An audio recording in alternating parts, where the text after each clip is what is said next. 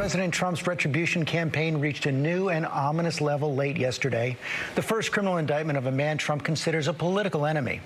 Since the Watergate scandal more than 50 years ago, presidents have refrained from interfering directly in criminal prosecutions by the Justice Department.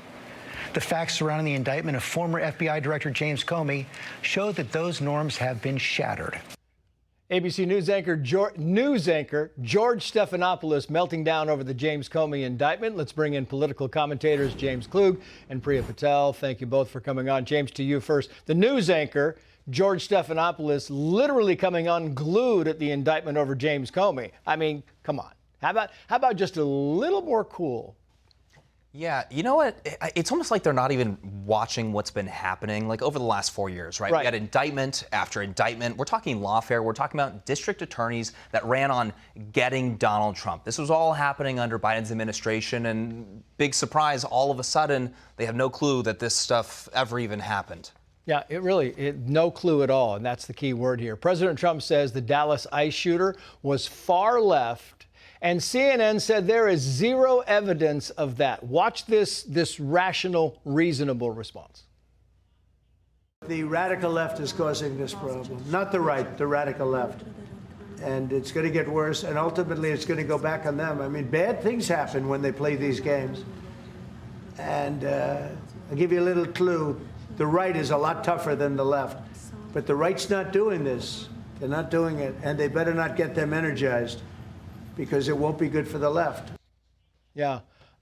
So play this one again. This is CNN saying there's no evidence that the Dallas ICE shooter was a leftist. If you could find that one, Kate. So there's no evidence of that in what happened here today. What happened was horrific. It was unacceptable. One person has died, 2 others have been injured. But as John Miller just said, and as the acting U.S. attorney said, he apparently, as we know now, acted alone. He apparently was not a member of any group. There's just no basis for what the president is saying here. They are just praying that he's not on the left, because then they're screwed, Priya.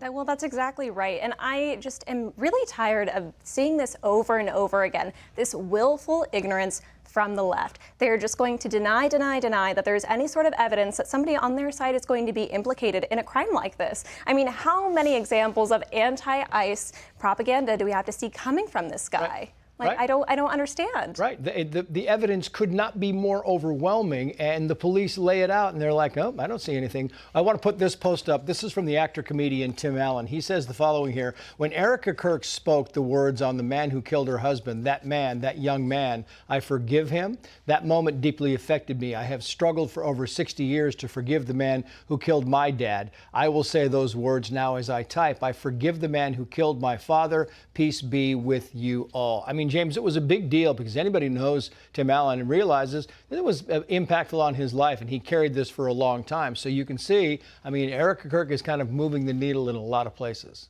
Yeah, absolutely. I mean, that's really powerful, too. You know, the other day I was interviewing attendees after the Charlie Kirk Memorial, and something that a lot of the attendees were taking away from the memorial was what Erika Kirk had said. About 50% of my conversations with people was about them looking at themselves and saying, I'm going to make myself a stronger and better Christian. That is the Charlie Kirk effect on full display. Really is. Speaking of Charlie Kirk, Erika Kirk on the Charlie Kirk Show today said the following. And we've been very intentional in a way that always keeps Charlie first and his dreams alive and his legacy going. Part of the reason why I agreed to come on, because this is not going to be a forever thing of me being on hosting the show, was because I gave assurance to people that Turning Point USA is continuing, and it is.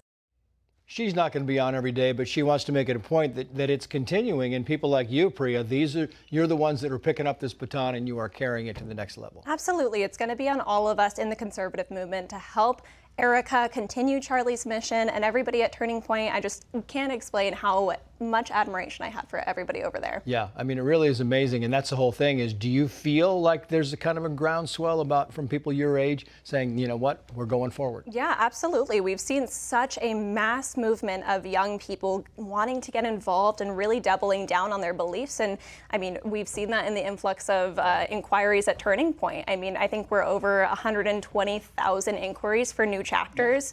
So, just like Shay was just saying, it really is. Hi, everyone. I'm Brian Kilmeade. I want you to do me a favor. I want you to click to subscribe to the Fox News YouTube page. This is the only way that I know for sure that you're not going to miss any great commentary, any great news bites, any great interviews coming your way on Fox. You can get it all here on YouTube. So subscribe right now.